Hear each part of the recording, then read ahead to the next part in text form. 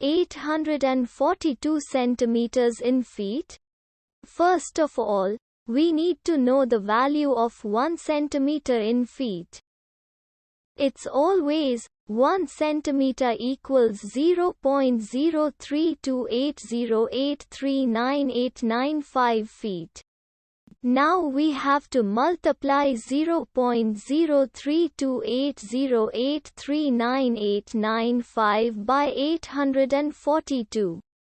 Therefore, 842 centimeters times 0.03280839895 feet equals 27.6246719159 feet.